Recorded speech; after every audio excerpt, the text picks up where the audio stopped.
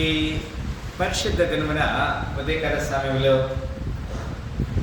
ఏర్పాటు చేయబడిన లేఖన భాగాన్ని మనం చూసినట్లయితే పిల్లరా, దేవుడు ఇక్కడ మనతో కొన్ని హెచ్చరికలు చేస్తున్నాడు.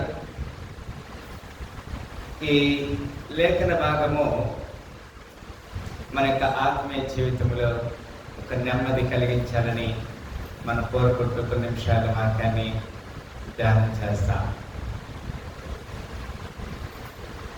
నా మూర్ఖత వలన కలిగిన నా గాయములు దుర్వాసన గలవై స్రవించుచున్నవి. ఇది ఒక ఆత్మీయ జీవితంలో ఒక వ్యక్తి దేవుని చిత్తం నుంచి తొలగిపోయినటువంటి సందర్భంలో చెప్పబడే మాట. దేవుని చిత్తం నుంచి తొలగిపోవడం అంటే కొన్ని మాటలు మనం గమనించాలి. ఇక్కడ ఒకరు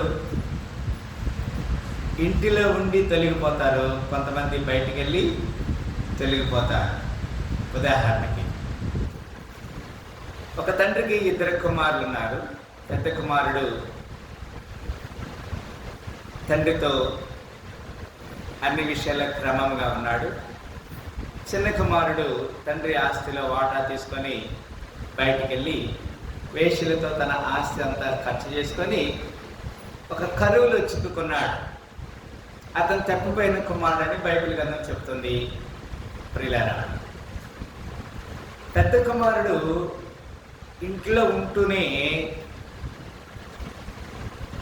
ఆ చిన్న కుమారుడు తిరిగి వచ్చిన కారణాన్ని బట్టి తండ్రి విందు ఏర్పాటు చేసినందుకు నేను ఇంట్లోకి రాను, ఎందుకంటే నేను ఇన్ని సంవత్సరాలు నీకు నమ్మకంగా కొలువు చేశాను, కానీ ఒక్క మేక పిల్లనైనా నాకు ఇచ్చి నాకు నా స్నేహితులకు విందు చేసుకోవడానికి అవకాశం ఇవ్వలేదు. కానీ ఈ నీ చిన్న కుమారుడు తప్పిపోయి వేశ్యలతో ఆస్తి అంతా వ్యర్థం చేసి తిరిగి వచ్చిన తర్వాత అతని కొరకు విందు చేస్తామని ఇంటిలో ఉండి తప్పిపోయిన వ్యక్తి ఒక వ్యక్తి, బయటికి వెళ్ళి తప్పిపోయిన వ్యక్తి ఒక వ్యక్తి. కొంతమంది ఇప్పుడు మనము ఈ వాక్యాన్ని మన ఆత్మీయ జీవితంలో కూడా సరిపోల్చుకోవచ్చు.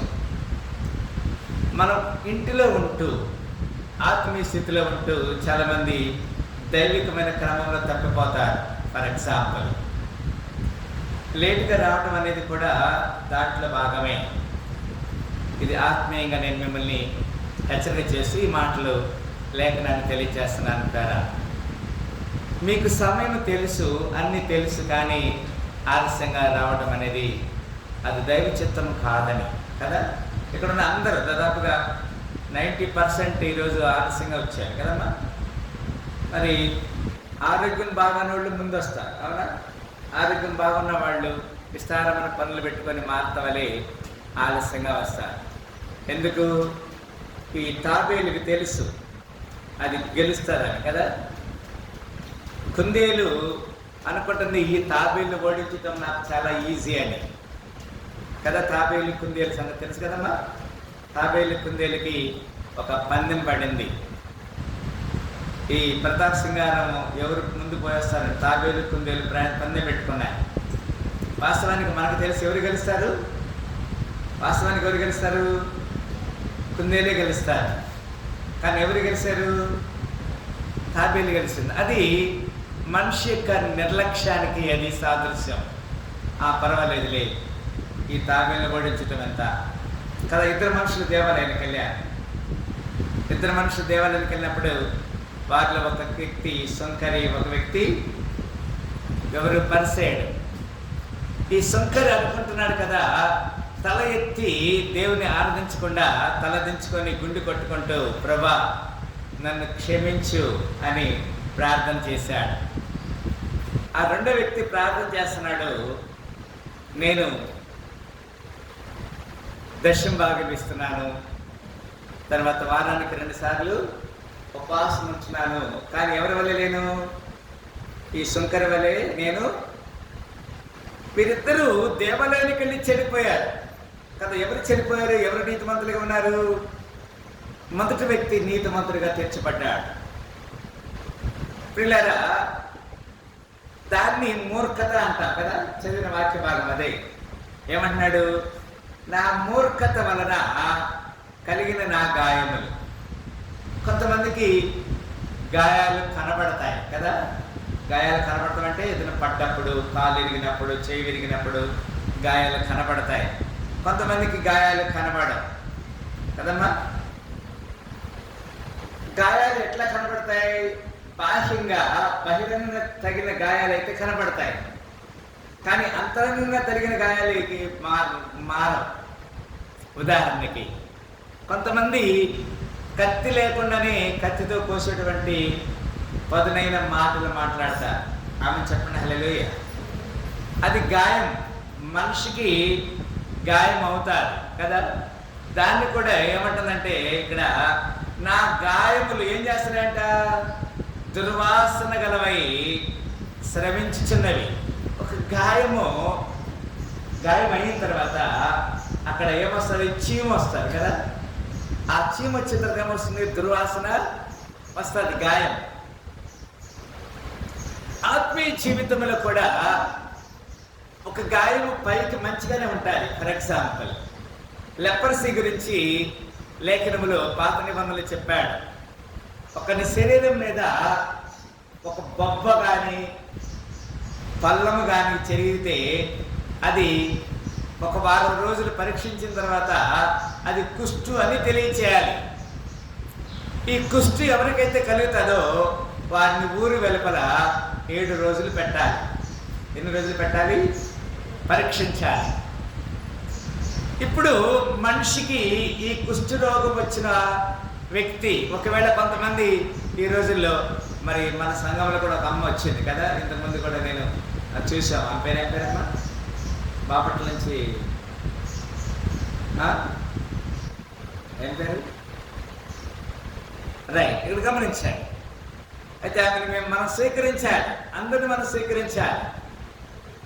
వ్యాధి గల వారిని, కుష్ఠరోగుల్ని కదా, క్షయగల వారిని అందరిని మనం స్వీకరించాలి.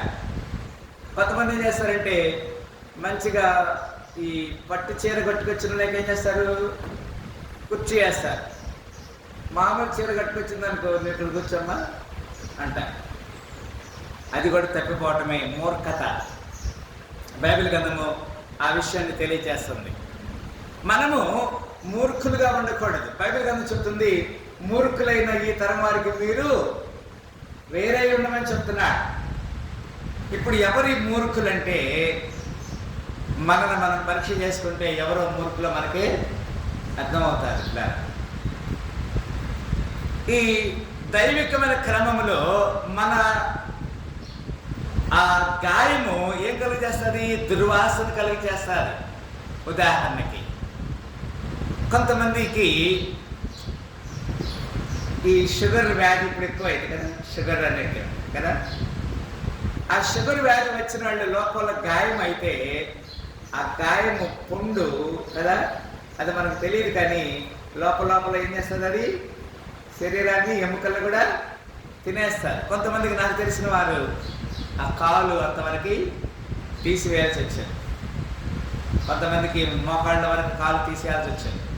కొంతవరకు ఎంతవరకు కాలు, మరి మొల వరకు కాలు తీసేయాల్సి వచ్చింది. ఎందుకు ఇది ఎట్ట తెలుస్తుంది? ఇది గాయమని గమనించాలి. ఏమన్నా అక్కడ, నా మూర్ఖత వలన కలిగిన నా గాయములు ఏం చేస్తున్నాయంట? ఏం చేస్తున్నాయమ్మా? ఏం కలిగి చేస్తున్నాయి? దుర్వాసన కలిగి చేస్తాయి. మనం చాలా జాగ్రత్తగా ఉండాలి. కొంతమందికి అనుమానం అనేది ఒక దుర్వాసన కదమ్మా. ఏమంటారు వీళ్ళు? ఒకవేళ నాకేమన్నా వీళ్ళు ఏం చేశారు కదా, మంత్రాలు చేశారేమో, చేతపడి చేశారు, అట్లా. అది కరెక్ట్ కాదు. ఏమ్మా, అర్థమవుతుంది కదా? నాకు మంత్రాలు చేసి ఉండొచ్చు. నువ్వు అనుమానపడద్దు, ఏ విషయంలో అనుమానపడద్దు. అది కూడా ఒక దుర్వాసనే. నీవు యథార్థంగా ఉంటే చీకటిలో నీకేం కలుగుతుంది? వెలుగు కలుగుతాయి. నీకు వ్యతిరేకంగా ఎవరైనా రూపించబడితే దేవుడు వారిని ఏం చేస్తాడు? నీ యొద్ద నుంచి తీసివేస్తాడు. నీకు వ్యతిరేకంగా రూపించబడిన ఏ ఆయుధము వర్ధిల్లదు. హల్లెలూయా. అమ్మ అందరూ హల్లే చెప్పండి. హల్లెలూయా. మన జీవితము మొట్టమొదటిగా సరిచేయబడాలి. మనలో ఆ మార్పు రావాలి. అదైతే ఏమవుతుందో, ఇదైతే ఏమవుతుందో కదా. ఏది ఏమి కాదు, ఏది ఏమి చేయదు. ఏ తెగులు నీ గుడారము సమీపించదు. ఎప్పుడు సమీపించదు తెగులు నీ గుడారము? నీలో, నీ గుడారంలో ఎవరు ఉండాలి? యేసయ్య ఉండాలి నీ నామలో. అక్కడే 38:7 చదవండి రా. 38:7 కీర్తన 38:7. లేదు 6 కూడా చదవమ్మా. 6 నేను శ్రమ చేత మిక్కిలి కృంగి ఉన్నాను, దినమెల్లా దుఃఖాక్రాంతుడినై. ఈ మాటలు నేను చదువుతుంటే నాకు చాలా ఆవేదన కలిగింది. ఈరోజు ఏం వాక్యం చెప్పాలి అది నేను చదువుతా ఉన్నా. 8 కూడా. నేను సొమ్మసిల్లి బహుగా నలిగి ఉన్నాను. అది మనోవేదన అంటే మనసులో వేదన. అదే చెప్తున్నా. 2 రకాల గాయాలు. ఒకరు ఇంట్లో ఉండి తప్పిపోతారు, ఒకరు బయటికి వెళ్ళి తప్పిపోతారు. మనం ఎట్లా ఉన్నా, నేను కొంతమంది దేవునిలో ఉంటారు కదా, దేవునిలో ఉంటారు కానీ తప్పిపోతారు కదా. నీకు ఏ తెగులు నీ గుడారం సమీపించదు అన్నప్పుడు నీకు ఇంకా రోగము, బాధ, వ్యాధి, శోధనలు, ఇరుకులు, ఇబ్బందులు, మానసికమైన రుగ్మతలు, ఇవన్నీ ఏ తెగులు నీ గుడారము సమీపించకూడదు. ఆమె చెప్పండి. హల్లెలూయా. మన జీవితము ఆ మాట చెప్తున్నాడు. అందుకే 5 కదమ్మా. మన చదవండి 5 ఏమన్నాడు? అది ఏమి గాయం? ఇది మూర్ఖత్వము కదండి. మూర్ఖత్వం వలన కలిగిన ఆ గాయములు దుర్వాసన గలవై స్రవించుచున్నవి అంటాడు. కొంతమంది గాయం కలిగి ఆ గాయము కట్లు కట్టి కట్టి కట్టి ఏమవుతుంది? వాసన వస్తూ ఉంటారు. దేవుడు ఎవరిని బాధ పెట్టడు. ఒకవేళ బాధ పెడితే నేను దేవుని చేత బాధపడుతున్నానని అనకూడదు. ఆమె చెప్పిన హల్లెలూయా. అమ్మా, దేవుడు నన్ను బాధ పెడతాడా? దేవుని నమ్మిన బిడ్డలకి ఏమైనా బాధ కలుగుతుందా? బాధ కలగదు. ఒకవేళ బాధ వస్తే నాకు దేవుని వల్ల బాధ కలిగిందని అనకూడదు. ఎవరి వల్ల కలుగుతుంది బాధ? అపవాది మనల్ని బాధిస్తారు. అపవాదికి ఎందుకు అనుమతిస్తాడు దేవుడు? మనము ఒకవేళ ఎక్కడైనా సరి చేసుకోవడానికి అవకాశం ఇవ్వడానికి దేవుడు మనకి బాధ అనుమతిస్తాడు. ఆమె చెప్పిన హల్లెలూయా. మన జీవితంలో దేవుడు చేసేటువంటి ప్రతి మేలు ఇదే కదా. గాయము కలిగిందంటే గాయం ఎమ్మడు కదా ఒక మేలు ఉంటారు. There is a blessing after the temptation. శోధించబడిన తర్వాత నీకేమవుతుంది? సువర్ణమైపోతా. 32వ కీర్తన 3వ వచనం. నేను త్వరగా ముగిస్తానికి సిద్ధంగా ఉన్నా. 32వ కీర్తన 3వ వచనం ఏమన్నాడు అక్కడ? నేను మౌననై ఉండగా దినమంతయు నేను చేసిన ఆర్తధ్వని వలన. మనం చూస్తాము పిల్లరా, యోబు ఎముకలు ఏమైపోయినాయి? క్షీణించిపోతున్నాయి. ఆయన దేహమంతా చిల్ల పెంకుతో కోరుకోవాల్సి వస్తుంది. బూడిదలో కూర్చున్నాడు. ఆయన స్నేహితులు అందరూ వచ్చి ఆయన్ని ఓదార్చున్నారు. ఈ good not able to recover. ఆయన ఏమాత్రం కూడా రికవర్ కాలేదు. నేను మౌనునై ఉండగా దినమంతా నేను చేసిన ఆర్తధ్వని వలన నా ఎముకలు క్షీణించుచున్నవి అంటాడు కదమ్మా. యెషయా 1:5. యెషయా గ్రంథము 1:5 చదవండి. నిత్యము తిరుగుబాటు చేయొచ్చు మీరేనా ఎంతనూ పట్టబడుదురు. ప్రతివాడు నడినెత్తిన వ్యాధి గలవాడై ఉన్నాడు. ప్రతివారి గుండె బలహీనమయ్యాను. చదమ్మా 6వ వచనం. అది స్వస్థత కొంచెమైనను లేదంటాడు. అని కాళ్ళు మొదలుకొని తల వరకు స్వస్థ కొంచెమైనా లేదు. ఎక్కడ చూచినను గాయములు, దెబ్బలు, పచ్చి పుండ్లు, అవి పిండబడలేదు, కట్టబడలేదు, తైలముతో మెత్తన చేయబడలేదంటాడు.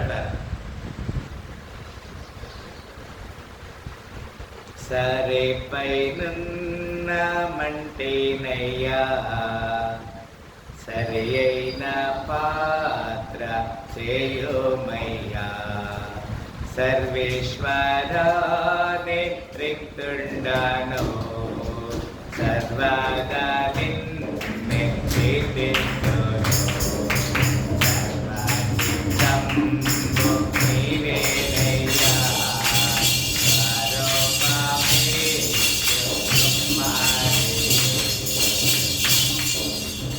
ఇది ఎందుకిట్ట జరుగుతుంది అని దేవుడిని అడగడానికి లేదు కదా. అరికాళ్ళు మొదలుకొని తల వరకు స్వస్థ కొంచెమైనా లేదు. ఎక్కడ చూచినను గాయములు, దెబ్బలు, పచ్చి పుండ్లు, అవి పిండబడలేదు, కట్టబడలేదు, తైలముతో మెత్తన. ఇది లేఖనములో రాయబడిన సత్యం. ఇది ఎందుకు దేవుడు మనకు అనుమతించాడు? ఇర్మియా గ్రంథము 8వ అధ్యాయము 22వ వచనం. ఇర్మియా 8వ అధ్యాయం 22వ వచనం. గిలాదులో గిగ్గిలము ఏమీ లేదా, అక్కడ ఏ వైద్యుడును లేడా, నా జనులకు ఎందుకు స్వస్థ ఎందుకు కలగకపోవచ్చున్నది. 8:22 కదమ్మా. ఇర్మియా గ్రంథము 8వ అధ్యాయము. అమ్మా మీరు నోట్బుక్లో రాసుకుంటారా? నోట్బుక్ తీసుకొచ్చారా? నోట్బుక్ తీసుకురా. వీళ్ళు మళ్ళీ నుంచోబెట్టాలి. Notebook తీసుకురారా. Why should not they are not getting healed? ఎందుకు వారు స్వస్థ కలగట్లేదు? గిలాదులో గుగ్గిలం లేదా? లేదు. ఏమీ లేదా? అక్కడ ఏ వైద్యుడును లేడా? నా జల్లుకు స్వస్థ ఎందుకు కలగపోవచ్చున్నది? బికాస్ ఆఫ్ వికెడ్నెస్, మూర్ఖత కదమ్మా. ఫస్ట్ ఇంతకు ముందు మనం చూసాం మూర్ఖత కదా. నా మూర్ఖత వలన కదమ్మా ఇక్కడ అన్నమాట. ఎందుకు జరుగుతుంది?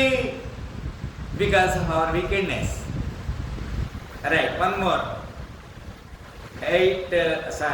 జోబ్ 2:8. యోబు గ్రంథం 2వ అధ్యాయము 8వ వచనం. జోబ్ 2:8.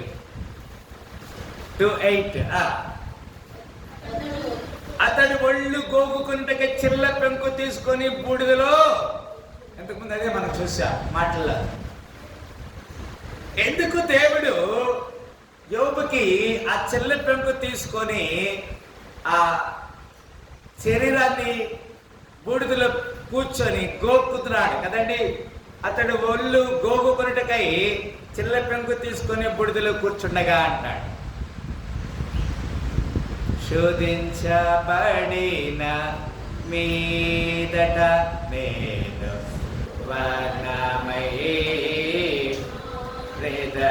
శోధించబడ్డాడు. ఎవరు శోధించబడింది? యోబు. చిల్ల పెంకు తీసుకొని బూడిదలు. కొన్నిసార్లు దేవుడు మనకి ఆ పరిస్థితుల గుండా తీసుకెళ్తా ఉంటాడు. Some times by it is by because God want to testing us. దేవుడు మనం పరీక్షించడానికి. అక్కడ 7:5 లేదు రాయబడినది. నా దేహము పురుగులతోనూ మంటి పిల్లలతోనూ కప్పబడి ఉన్నది. ఎంత భయంకరమైన స్థితి యోబు జీవితంలో దేవుడు అనుమతించాడు. నా చర్మము మాని మరలా ఏం చేస్తుంది? గాయం కలిగినప్పుడు కదండి. ఇప్పుడు ఒక గాయం కలిగితే దాన్ని కట్టుగట్టి మాన్పించుకున్నాము. మళ్ళీ అక్కడ ఏదన్నా సరే మళ్ళీ తగిలింది అనుకో, ఏమవుతుంది? అది చర్మము మాని మళ్ళీ ఏమవుతుంది?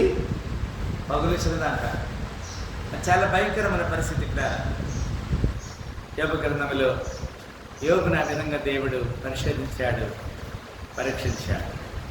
ఇంకొక మాట కూడా చెప్పి నేను ఈ వాక్యాన్ని ముగిస్తాను ప్రయత్నం చేస్తాను. అక్కడ 18 ఏ విధంగా వ్రాయాలి. 30 అధ్యాయము 18 చదవరా. మహారోగ బలము చేత నా వస్త్రము నిరుపమానమగును.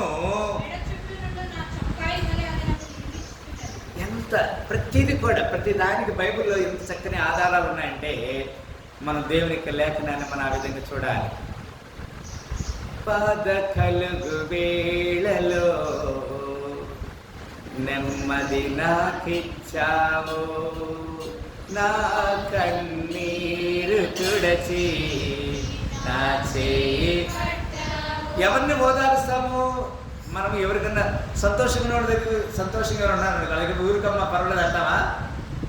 ఎవరిని అంటాం?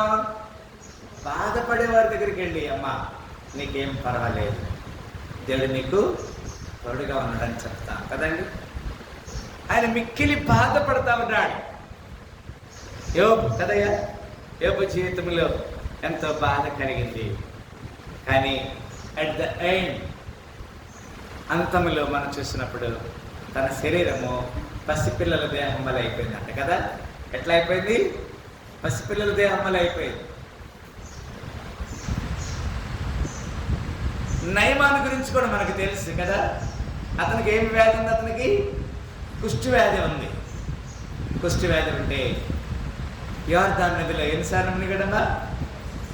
7 సార్లు మునిగినప్పుడు పసిపిల్లల దేహం వలె అయింది. నా తను వందున శ్రమలు సహించిని వారసుడానైతే ఆహా నా ధన్యత.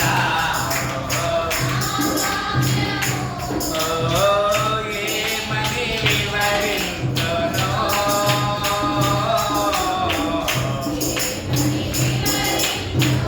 హల్లెలూయా.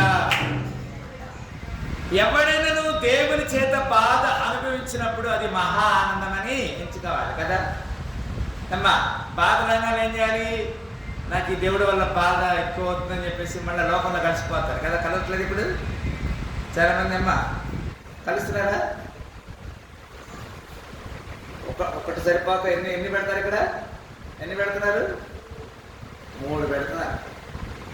ఓ మై గాడ్. కదా దేవుడు మనల్ని పరీక్షిస్తున్నాడు, మనల్ని పరిశోధిస్తున్నాడు కదమ్మా. తిరిగి 38వ కీర్తన 5వ వచనం ఆఖరికి మాట చదివి ముగిస్తున్నాను. 38:5 కదా. ఏమన్నాడమ్మా? నా మూర్ఖతే, it is because of my wickedness. నా మూర్ఖత వలన చదరమ్మా. అది నేను ఇంతకు ముందు చెప్పా. ఒకటి ఇంట్లో ఉండి తప్పిపోయే వ్యక్తి, ఒకళ్ళేమో బయట ఉండి తప్పిపోయే వ్యక్తి. ఒకడు శరీర సంబంధంగా ఉన్న గాయము, ఒకళ్ళేమో శరీర సంబంధంగా లేని గాయం, మనసుకు కలిగిన గాయము. అందుకంటాడు నా మూర్ఖత వలన. అది మన జీవితం ఎట్లా ఉన్నది కదా. మన జీవితము సరి చేయబడతానికి కదా, సువాసనగా ఉండాలి. మనం రోడ్డు మీద వెళ్తున్నప్పుడు యేసు ప్రభు బిడ్డలు అని తెలుసుకోవాలి. వీళ్ళు దేవుని బిడ్డలని తెలుసుకోవాలి.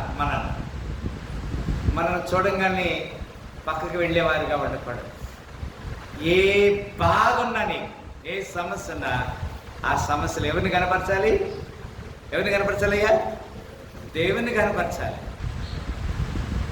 No turning back, no turning back, no turning back, no turning back. I have decided to follow Jesus. I have decided to follow Jesus. I have decided to follow Jesus. No turning back, no turning. వెనక్కి తిరిగి చూడొద్దు. లోతు భార్య ఏమైంది? వెనక్కి తిరిగి చూసి లోతు భార్య ఏమైందమ్మా? ఉప్పు స్తంభం అయిపోయింది. మీ ఇంట్లో కిలో ఉప్పు కావాలంటే ఇప్పుడు షాపులు పడేస్తారు. ఉప్పు ఏమి షాపులో పెట్టరు కదా, అర్ధరాత్రి పోయి బస్తా తెచ్చుకోవచ్చు కదా. ఈ లోతు బాగా ఏమైంది ఇప్పుడు? ఏమైందమ్మా? ఎక్కడ చూసింది? దేవుని దూత చెప్పింది, వెనుక తిరిగి చూడండి. ఏమైపోయింది? ఉప్పు స్తంభంగా మన జీవితాలు సరి చేయబడతాను. ఒకవేళ ఈ రాత్రి దేవుడు మనల్ని పిలిస్తే మనకు సిద్ధంగా ఉందా? కానీ నా మూర్ఖత వలన కలిగిన గాయములు ఏమి పట్టదు? దుర్వాసన గాయము, దుర్వాసన రాకూడదు. మన జీవితం సరి చేసుకున్నాం కదండి. నేను అనేకసార్లు చెప్తా, నన్ను తప్పుగా అర్థం, ఈ మాట చెప్పిన మిగిస్తాను. ఉదాహరణకి ఒక కుక్క రోత చేసింది అనుకో, ఇక్కడ దాని మీద 10 సెంట్లు కొట్టాం. 10 సెంట్లు కొట్టినా ఏమవుతుంది? అక్కడ వాసన వస్తుందా? సెంట్లు వాసన వస్తుందా? ఇప్పుడు ఆ రోతను ఏం చేయాలి? శుభ్రము చేయాలి. ఇప్పుడు మన జీవితంలో రోతను ఏం చేయాలి? శుభ్రం చేయాలి, కడగాలి. సెంట్లు కొడితే గొప్పతనం ఏమి లేదు. అర్థం కదా అయ్యా? అంటే మన యొక్క చెడుతనాన్ని ఏం చేయాలి? ఒప్పుకొని విడిచిపెట్టాలి. దాన్ని కప్పుకోవద్దు అంటున్నాడు.